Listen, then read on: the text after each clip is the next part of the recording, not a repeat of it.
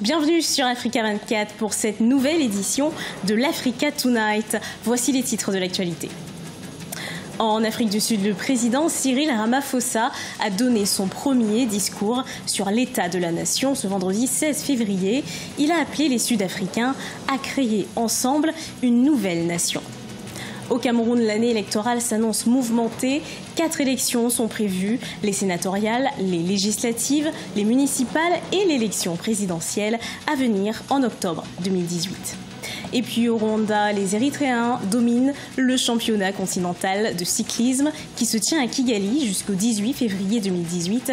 Ils ont décroché 7 médailles sur 11, dont 4 en or chez les hommes et les femmes. Le chef de l'État nouvellement élu de l'Afrique du Sud, Cyril Ramaphosa, a fait son discours sur l'état de la nation ce vendredi 16 février. Le nouveau président sud-africain s'est donné pour principale mission la lutte contre la corruption et le chômage. Après le départ de l'ancien président controversé, Jacob Zuma, l'adresse à la nation était très attendue. Écoutons-le. Cette année, nous nous engageons à appliquer une politique et une gouvernance plus éthiques.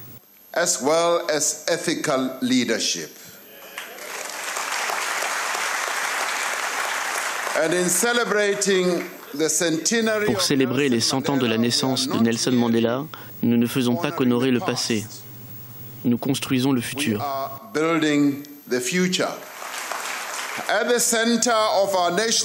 Au centre de l'agenda 2018 se trouve la création d'emplois, particulièrement pour les jeunes de notre pays.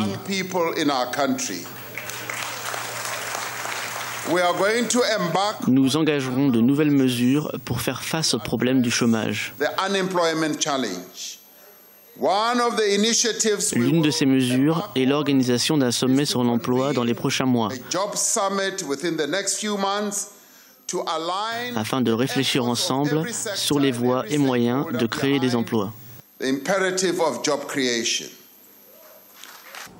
Nouveau rebondissement dans l'affaire Khalifa Sall au Sénégal. Le procureur Bassirou Gueye a requis ce vendredi 7 ans de prison à l'encontre du maire de Dakar, accusé de détournement de deniers publics.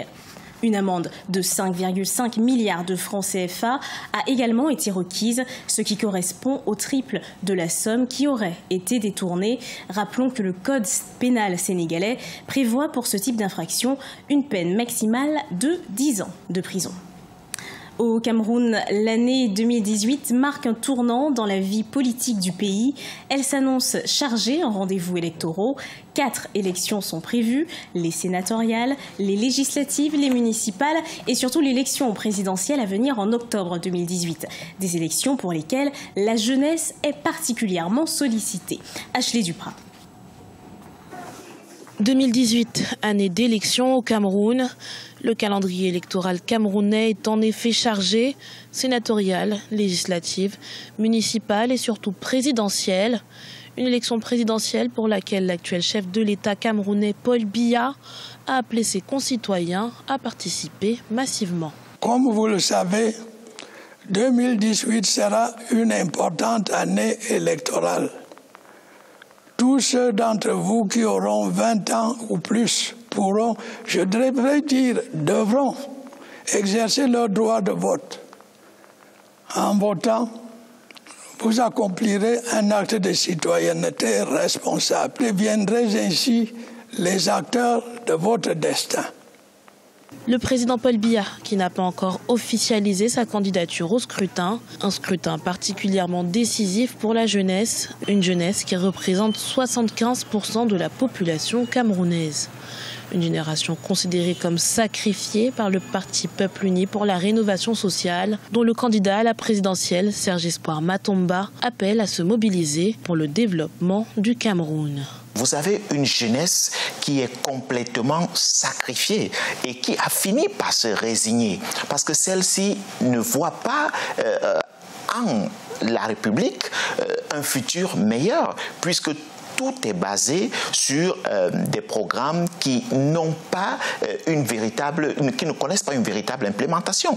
Et aujourd'hui, il faut un renouvellement de la classe politique, comme nous le disons, un engagement citoyen de tous les Camerounais, une implication de chaque Camerounais pour que le Cameroun se développe. Et en ce qui concerne le développement du processus électoral, il suit son cours avec la nomination des 11 membres du Conseil constitutionnel. Attendu depuis 1996, l'instance aura la charge de proclamer les résultats de l'élection présidentielle à venir.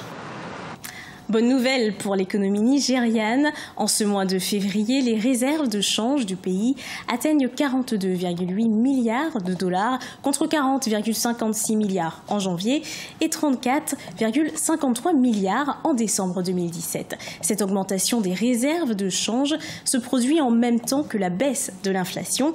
Rappelons que le Nigeria sort progressivement d'une crise économique due en grande partie à la chute des prix du pétrole sur le marché international.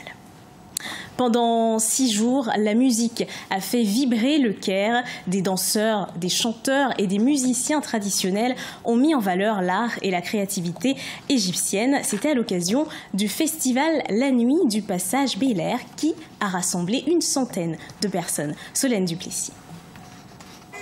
En Égypte, le festival La Nuit du Passage Bel Air a rassemblé une centaine de personnes dans la ville du Caire du vendredi 9 au mercredi 14 février. Un spectacle organisé en plein cœur d'une rue commerçante.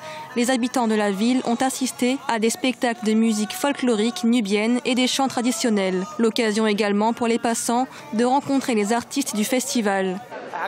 Ce que j'aime à propos de ce spectacle, c'est qu'il se passe dans la rue, les gens passent, il y a de la musique. N'importe qui peut se joindre au spectacle et interagir avec les artistes au lieu de sortir pour aller à un concert. Dans la rue, c'est beaucoup plus chaleureux. Ici, les gens sont spontanés. Ils interagissent spontanément avec nous. Au cœur de l'organisation de ce festival de musique et danse folklorique, l'artiste Ntessar Adel Fattah, inspiré par l'architecture de la rue piétonne. L'artiste avait pour ambition de mettre en avant l'art et la créativité égyptienne. C'est très beau ce à quoi nous assistons aujourd'hui. Dans ce passage de Bel Air, nous voulons créer un lien entre cette architecture unique et l'art. C'est ce que j'essaye de faire à travers ce festival. L'objectif de l'artiste à l'initiative du projet, transformer le passage Bel Air en un centre culturel en organisant le festival tous les mois. Troisième journée de la 14e édition du championnat continental de cyclisme qui se tient au Rwanda. Pour l'heure, les Érythréens se sont imposés dans presque toutes les catégories de la compétition. Ces derniers ont décroché le plus de médailles d'or chez les hommes, comme dans la catégorie des femmes sur les 2 premiers jours de la compétition. Le Rwanda arrive en 2e position, suivi de l'Éthiopie. Reportage de notre correspondant, Fraterne Dakai Sangai. La 14e édition du championnat continental de cyclisme se tient au Rwanda depuis le 14 jusqu'au 18 février 2018. Les Érythréens dominent la compétition selon le classement général. Ce 15 février par exemple, les Érythréens ont décroché 7 médailles sur 11 dont les 4 en or chez les hommes et les femmes dans la catégorie course individuelle contre la montre.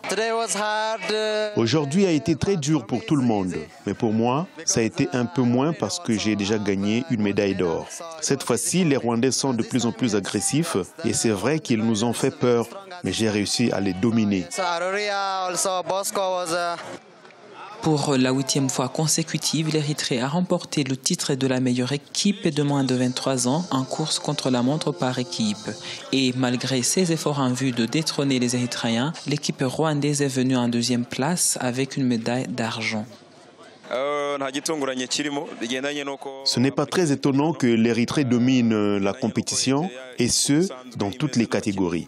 Ce qui est un peu surprenant, c'est la performance des Rwandais qui ont vraiment donné le meilleur d'eux-mêmes. Avec l'absence de l'Afrique du Sud et le relâchement des Marocains et l'Algérie, le Rwanda et l'Érythrée sont les 2 seuls qui donnent du spectacle dans la compétition. Cette 14e édition du Tour cycliste continental a attiré au total 167 coureurs, dont 122 hommes et 45 femmes venant de 22 pays africains. Après les épreuves contre la montre par équipe le 14 février et au niveau individuel le jour suivant, ce vendredi, les athlètes auront droit à une journée de repos avant de reprendre samedi avec la course sur la route. Ce journal a été préparé par l'ensemble de la rédaction.